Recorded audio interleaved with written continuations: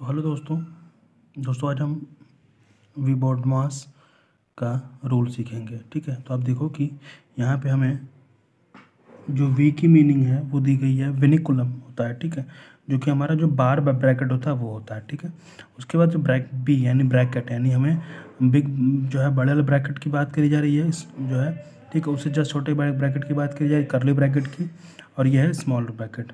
Correct. फिर ये जो ओ होता है वो होता है ऑफ। ठीक है, अच्छा ठीक है, इसके बाद आता है हमारा डी यानी डिवीज़न, फिर ये हमारा एम यानी मल्टीप्लिकेशन, ए यानी हमारा एडिशन। ठीक है, अच्छा इसके बाद आता है एस यानी सब्ट्रैक्शन। क्योंकि देखो आप सबसे ज़रूरी जो है बैंकिंग सेक्टर में आपको ये सारी चीज़ों को इम्प्लीमेंट करना विद इन द टाइम काफ़ी बड़ा रोल प्ले करता है। आपको पता है कि आपको मैक्सिमम 5 क्वेश्चन दिए जाते हैं। ठीक है, पीओ वाले को सेक्शन में आपको या तो सिंप्लीफिकेशन आता है, ठीक है, या आपको अप्रॉक्सीमेशन दिया जाता है। ठीक, ये दो चीज़ें आपको मिलती हैं। हाँ, हम कह सकते हैं कि 10 to 12 क्वेश्चन जो है वो क्लैरिकल के एग्ज़ाम में आते हैं। तो पीओ में 5 और क्लैरिकल में आपके 10 to 12 क्वेश्चन मिलते हैं।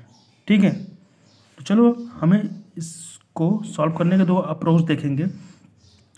तो जिस सीक्वेंस में ये चीज़ें हमें दी गई हैं ना, हमें इसी सीक्वेंस में सॉल्व करना भी है। तो देखो अब ये दिया गया है 36 डिवाइड 4 ऑफ 1/2 प्लस 3/4 इंटू 1/2 करके। ठीक है, तो सबसे पहले हमें अगर देखें तो हमें पहले ऑफ हटाना होगा, उसके बाद डिवीज़न होगा, फिर मल्टीप्लिकेशन, देन एडिशन।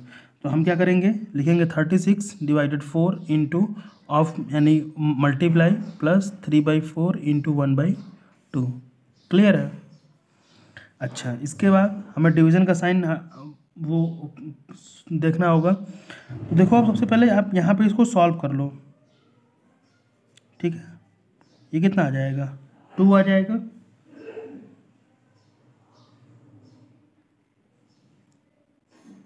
ठीक है, अब इसके बाद आपको मिलेगा 36। अच्छा ये डिवाइड है यानी हम इसको लिख सकते हैं क्या, क्योंकि आपको पता है कि अगर हमें लिखा है 4 डिवाइडेड बाई 2 तो आप इसको लिख सकते हो 4 इंटू 1/2, क्योंकि ये होता है 2/1। डिवाइड में क्या होता है ना कि ये रेसिप्रोकल हो जाती हैं कोई भी चीज़ें।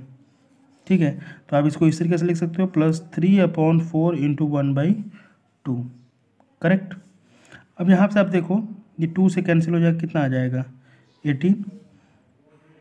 सही, तो ये मिल गया 18 प्लस ये हो गया 3/8, क्योंकि आपको बताया जाता है कि मल्टीप्लाई के केस में क्या होता है, A/B इंटू C/ अगर D दिया गया है तो मल्टीप्लाई के केस में हम लोग लिखते हैं AC/BD, यानी direct multiply, numerator to numerator और डिनोमिनेटर टू डिनोमिनेटर मल्टीप्लाई।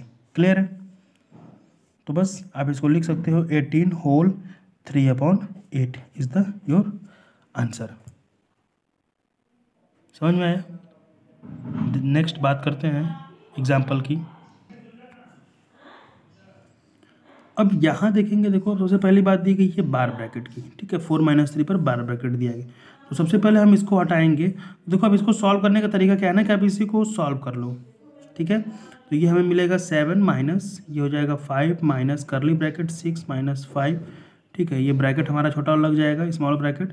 अच्छा ये 4 - 3 यानी कितना आ जाएगा, ये 1। इसको ब्रैकेट को क्लोज कर देंगे। फिर हम लिखेंगे 7 माइनस ये 5 माइनस करली ब्रैकेट, फिर 6 माइनस ये कितना हो जाएगा 5 - 1 यानी 4। इसको क्लोज कर लेंगे। ठीक है, फिर 7 माइनस 5 माइनस अच्छा 6 - 4 कितना हो जाएगा 2। ठीक है, यहाँ से इसको लिख लेंगे। ठीक है, अच्छा अब आप देखो तो ये हो जाएगा आपका कितना 7 माइनस 5 - 2 कितना आ जाएगा 3। तो ये कंप्लीट आपका हो जाएगा 4 इज योर आंसर। ये छोटे छोटे नॉर्मल से जो है आपके सिंप्लीफिकेशंस दिए जाते हैं। ठीक है, अब यहाँ देखेंगे तो इसको सॉल्व करने के लिए हमें ऑफ को सबसे पहले एलिमिनेट करना होगा। तो ये हो जाएगा 24, ये 15/7 इंटू मतलब क्वेश्चन मार्क। ठीक है, अच्छा आपको पता है कि हमें सिर्फ इसकी वैल्यू फाइंड आउट करनी है। चलो आप ये देखो अब ये कैंसिल हो सकता है, 8 1 जा 8, 8 3 जा 12, क्योंकि 8 का टेबल में आता है। अच्छा तो ये बन गया 15/1। ठीक। अच्छा यहाँ से चीज़ें हम जो डिनोमिनेटर में है ना उसको हम इधर ला के न्यूमरेटर में लिख सकते हैं।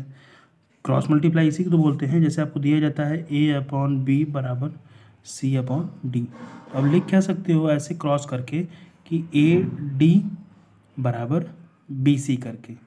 ठीक है, यानी ये डिनोमिनेटर का इसमें मल्टीप्लाई हो जाएगा और न्यूमरेटर का इसमें मल्टीप्लाई हो जाएगा। तो इस तरीके से ये हम लिख सकते हैं यहाँ पे क्या 15 बराबर क्वेश्चन मार्क। अब देखो अब यहाँ पे हमको पता है कि 2/3 इंटू 3 अगर मान लो आप 5 लिखा है तो मल्टीप्लाई में क्या होता है ना कि न्यूमरेटर और डिनोमिनेटर कैंसिल हो सकते हैं।